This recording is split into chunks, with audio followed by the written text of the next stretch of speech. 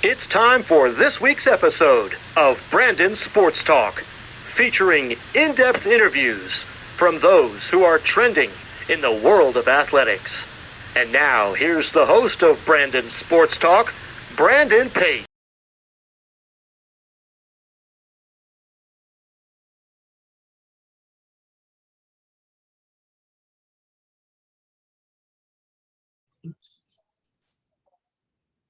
Welcome back to Brandon Sports Talk. In today's episode, I have the privilege to interview the Stony Brook University Director of Branding and Digital Strategy, Duke Ekblom. How are you doing today? I'm doing great, Brandon. How are you? I'm doing good. Can you talk about how you knew that you wanted to work in college athletics? I knew I wanted to work in college athletics. I've been around sports my whole life. I played college football at Springfield College. After I played football, I wanted to coach college athletes. So I got into college coaching for football.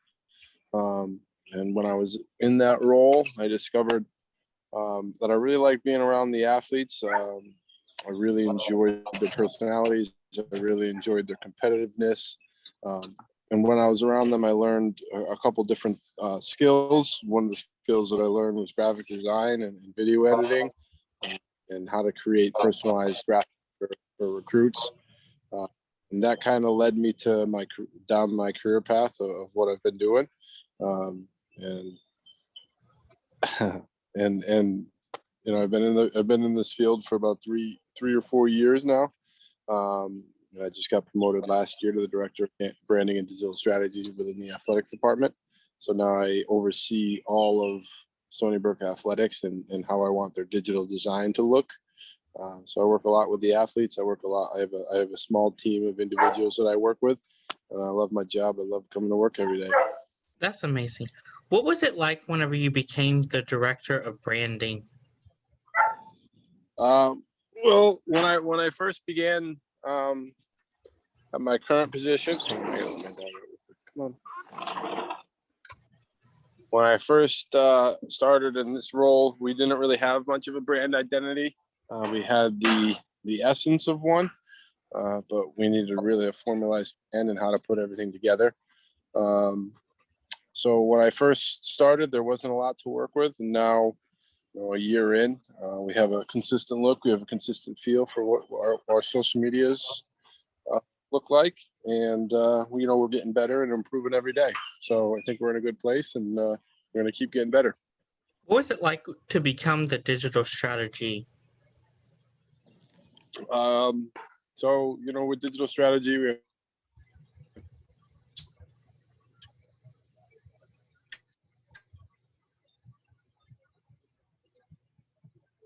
create a content plan. We have to execute it. So in limited personnel, but we work a lot of hours. We work really hard, and we get what we need done. And when we have a content plan and we attack it, and again, kind of falls into exactly the same thing with the branding. The harder we work at it, the better it looks. So I think we're in a pretty good spot. What is the roles and responsibilities and the day in the life of a director of branding? I'm primarily my responsibilities. I'm content creation. So I create graphics, I create videos. So I have a camera, I run around at different sports practices. I take photos, I take video, and then I come back to my office and I edit them and put together a piece for social media. Whether that's going to be photos, whether that's graphics, games. I shoot primarily video, but I have done some photography. So I normally make a video piece from that contest, and then we also do a lot of graphics. So a day in the life of me is creating content. That's the short answer of it. So I do a lot with photo and video editing. Can you talk about, of course, the process on the official visits of branding and what that's like? As far as what? Like on the official visits, whenever they get to take the photos in their uniforms, are they allowed to post them on social media and stuff? Yes. So an individual, say we had you on campus for a recruiting event, we would put you in a football jersey or a basketball the sport, whoever is hosting the event. And you are allowed to take photos on your phone. You can have a family member take photos on your phone. I could take them on your phone, and then you're allowed to post them. I also take photos on my professional camera. We send them all to the athletes. They're allowed to post. I think the only rule is that I think that our personal Twitter and Instagram accounts are not allowed to post them. And I don't know if we're allowed to like, share, or retweet them. I think it's a NCAA violation. I'm not entirely sure, but pretty sure. What is the process like for college teams to get branded and help the athletes to create their own brand? So I can't speak for all of college athletics. I can speak for what I do. When we recruit an athlete to come to Stony Brook, part of what I want to do for them is to enhance their identity beyond the playing field. So I want to, say a football player, I want to try to get them out from behind the helmet. I want to do sit down interviews with them. I want their face to be recognizable. Same thing with a basketball player or men's or women's soccer player. We want to try to create stuff so that way people can know and recognize them. And then maybe when the signed by the NCAA, they can have some sponsorships and endorsements. But for now, it's really just whatever we can create for them, enhance their personal brand. Basically it's content creation. If we can get them from outside of, or get them into the community and have people recognize them, it increases their following on their social media platforms. And that ultimately, hopefully, will trickle down to increase our following on social media platforms. So, of course, with the new NCAA rule of name, image, and likeness, how has being a director of branding, how has that impacted the new rule? It hasn't really impacted me yet. I'm sure it will. I'm trying to think on that one. I think it might influence me, especially in like a recruiting side of things. When we're trying to recruit kids to campus, being able to say like, look, Senator Honda or some of the other, local car dealerships reached out to some of our guys. Now they're paying them to do a car commercial. That hasn't happened yet, but that could happen once the NLI is passed, or our local pizzeria wanted to have some Stony Brook football players in it just to get their identity out. I think it could help us in a recruiting aspect, being so close to New York City. I think that's something that could help us as well. There's a lot of sponsorships and a lot of endorsements out there for these student athletes, if they have the interest level. So for me, it would be really just kind of to link your last question together, kind of building their brand. So that way they do have an interest level from these corporate sponsorships and companies. Of course, before the new rule passes, how have you been able to help the athletes build their own brand outside of, oh, I'm just a football player or basketball player? So we do a lot of sit-down interviews with them and allow them to share their life story. We put that out on their social media platform, so the fan base and our following can see that they're real people. We do certain uniform reveals with them. We do practice photos, practice videos, just so that way they can see that these guys are competing at the level that they're competing at, that they're legitimate athletes. It's building their brands. It's tough. It's a challenge. Basically, what we want to try to do is get them out and get them on these social media channels as much as possible. And that, typically they're following. We'll see that they're out there, and hopefully they succeed on the field. When they succeed on the field, it's pretty easy. If a quarterback throws for 6 touchdowns and runs for another 2, it makes my job extremely easy. It's extremely marketable. When we're not succeeding that much, it's a little bit difficult. You got to get creative in how you want to do. So there's challenges in it, but I think we're doing a fairly good job. Of course, with the new rule that passed, do you see in the future where players' jerseys will be able to be sold with their name on the back, like in college uniforms? I don't know. I would see it more for alumni. I would see it more for successful alumni rather than current roster members.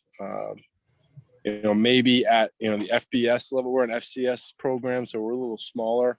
I don't know how much interest level there would be to create these jerseys, because then you go think about it.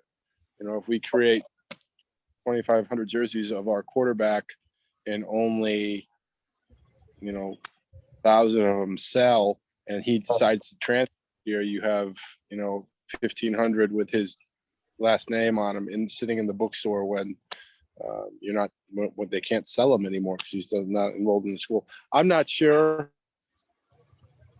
to be honest with that answer. Again, I think it would be more with alumni that they would sell them and market them.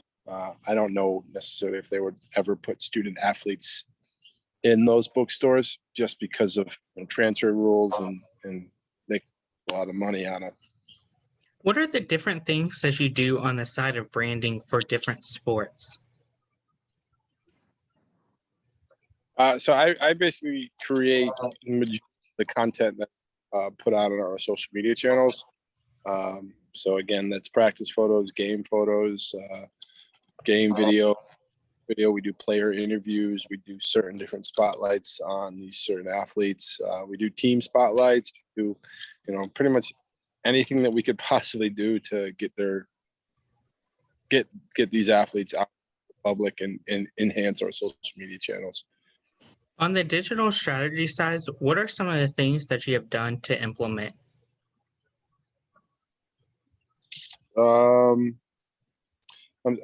As far as what? So can you elaborate on that question a little bit more? Such as implement it for the social medias to broadcast more on your social media platforms. Well, you can, on Instagram and on Facebook, you can hit promote your certain tweets and posts. I think it's, you have to pay like $1 for it to get it to a broader audience. Send some things to our big followers and ask them to share, like it, and retweet it. Get the graphic or video out to more people. But for the most part, we don't really do a lot to, necessarily enhance it. We just try to have a real concrete strategy that we like and that we think the people like. And then we attack it and we get the job done and we get it done well. And most of our work speaks for itself. What is something that you learned now that you didn't know about branding? What I've learned is that for me as a graphic designer, there has to be some flexibility within a brand. The stricter you are with it, it allows for less creativity. So what I like to do is, hey, these are our colors. These are, the stronger colors that we have to use. These are our fonts. Here's our logos, the correct way to use them. And then, go have fun. When I have students that work for me, I encourage them to create. I encourage them to use our stay within the brand, colors and fonts and logos, but have free reign. Do what you want to do. The more creative, the better. So that's one thing that I've learned, is that the stricter I am, with the brand, the less creative my students or myself could be. So I try to have some flexibility with it. What is something that you learned that you didn't know before on the digital strategy side? Something that I've learned is that you got to be there to capture the moment. So I could have a concrete plan of, hey, this is what we want to do day by day for all social media platforms. But you have to, again, have some flexibility. You have to be able to be in the moment. And if something really good or magical happens, where, for instance, our baseball team was down 3 runs in the bottom inning, and one of our players, hit a walk-off 3-run home run, and we ended up winning the game. And there was a dog pile in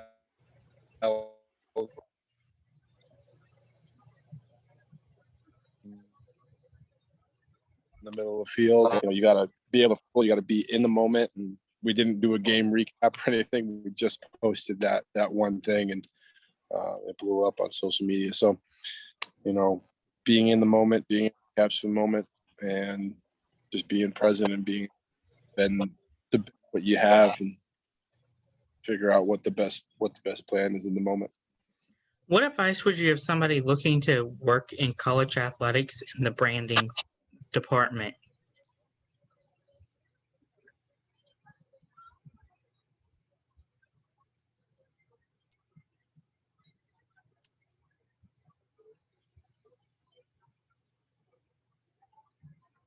Advice I would have, a form of artist, with creating graphic videos, but not everything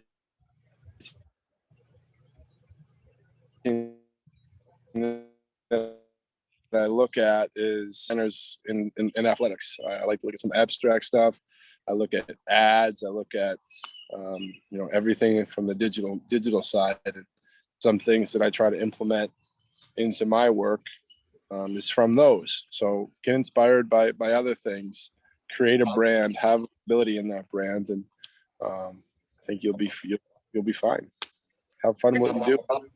Where can my listeners find, of course, the Stony Brook University branding and digital strategies on social media? I'm sorry, what was that? Where can my listeners find Stony Brook's athletics on social media? So you can follow any of our athletics accounts. So Stony Brook Athletics at Stony Brook Athletics is our main account. You have at Stony Brook Football, at Stony Brook MBB for basketball, at Stony Brook WLAX. So it's pretty much anything at Stony Brook, and then whatever sport that you're looking to follow. Most of that is what I create. Thank you again, Duke Ekblom, for your interview, and best of luck in your future as the Director of Branding and Digital Strategy. Thank you, Brandon. Good luck with your show. Thank you. You can find Brandon Sports Talk on Facebook at Brandon Sports Talk, Instagram at Brandon Sports Talk, Twitter at Talk_Brandon, and you can find me on YouTube at Brandon Sports Talk. Don't forget to like, comment, and subscribe. Thank you again, Duke, for your interview, and best of luck. As well, man. You've been watching Brandon Sports Talk. Please feel free to like, share, and subscribe to Brandon Sports Talk on social media and on YouTube.